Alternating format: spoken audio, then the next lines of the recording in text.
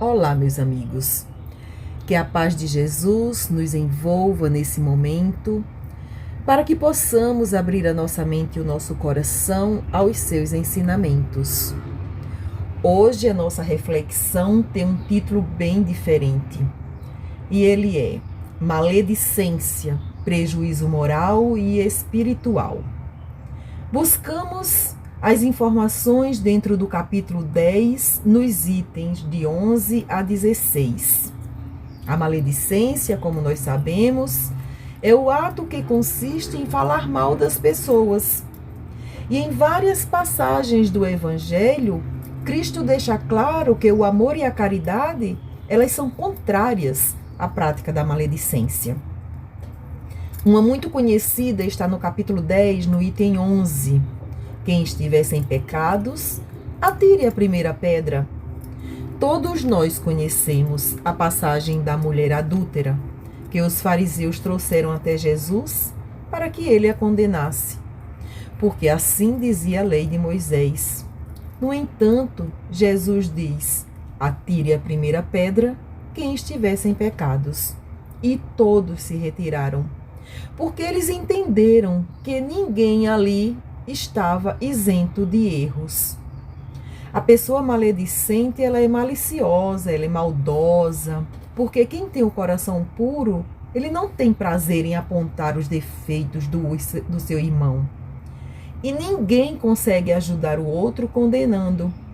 Além disso, a maledicência é um desrespeito com a caridade.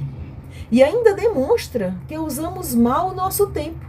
Afinal, ter tempo para falar mal dos outros significa ter tempo livre em excesso, que poderia ser empregado em atividades que fossem para o bem. Espalhar notícias falsas sobre a vida alheia é um costume popularmente conhecido por fofoca. Para muitos, até divertimento sem importância. No entanto, essa prática que, para alguns, parece inofensiva, pode destruir a reputação de alguém em segundos e causar grandes danos. Hoje, até o termo se mudou. É um termo até chique, né? Chama-se fake news, que é a mesma coisa da fofoca, que são as notícias falsas que nós vemos diariamente na TV e nos jornais.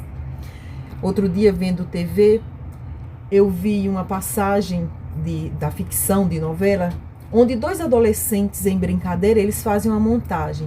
Pega o rosto de uma moça e põe na foto de uma outra pessoa, que aquela pessoa estava carregando um bebê, jogam na internet como se fosse uma notícia real de alguém sequestrando uma criança. E aí o que acontece? A moça agora está com um problema, porque precisa provar que ela não é aquela sequestradora, que ela não faz aquilo. Então, essa moça, que nem era conhecida dos adolescentes, acaba sendo prejudicada com uma notícia que não é verdadeira. É lógico, isso é ficção, mas bem que isso pode acontecer na vida real, com tantas notícias falsas que se espalham rapidamente. Hoje é muito fácil nós jogarmos na net uma coisa que nós nem temos certeza. E isso se espalhar como se fosse um rastilho de pólvora. É por isso que nós precisamos ter muito cuidado. A palavra e a inteligência nos foi dada para o nosso crescimento, não para a destruição, nem nossa, nem do nosso semelhante. Devemos utilizá-la sempre para o bem.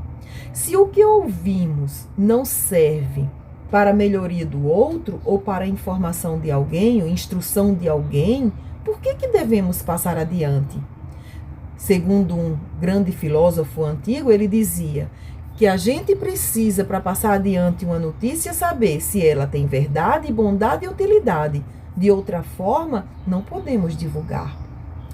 Falar mal dos outros é uma atividade muito prejudicial, que deve ser combatida imediatamente se nós constatarmos que ela faz parte do nosso cotidiano. E não importa se o outro é nosso conhecido, se é nosso parente, se não é, se está longe, se está perto, a gente não pode agir dessa forma.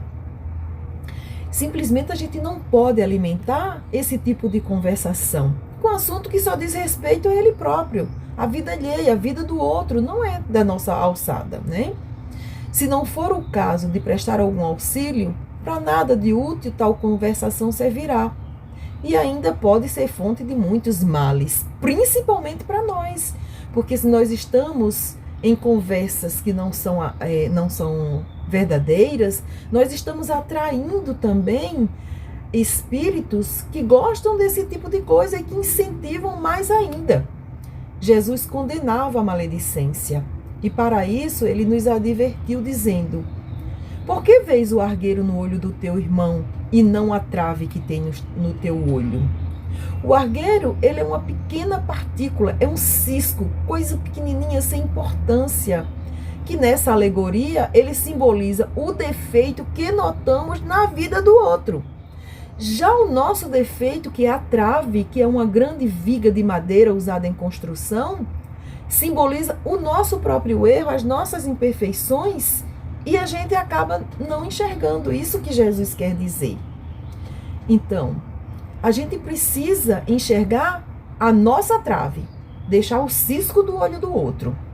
Então, quando nós tirarmos a nossa trave, é que nós vamos poder ver com lucidez, com nitidez, né? Devemos ser indulgentes com a falta alheia, qualquer que ela seja, e não julgar com severidade, senão as nossas próprias ações. Por isso que Jesus fala dessa trave. Então eu tenho que julgar as minhas ações com severidade e não o cisco do outro. A indulgência, ela não vê os defeitos do outro. Às vezes ela vê, mas então evita de falar mal deles, de julgá-los.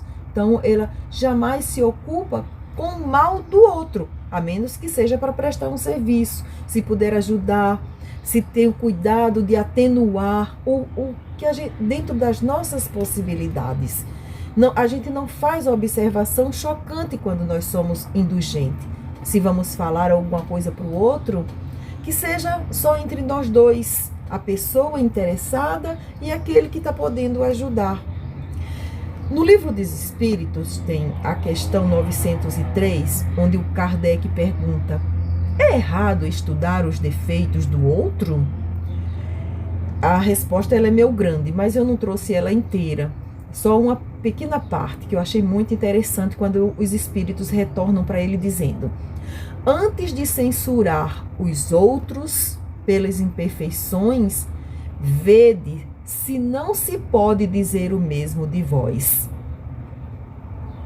Isso quer dizer que nós não estamos livres do erro. Por isso Jesus nos ensinou a pedir perdão ao Pai, assim como perdoamos o nosso semelhante. À medida que a gente perdoa o nosso semelhante, é que a gente deve dizer ao Pai: perdoai as minhas faltas.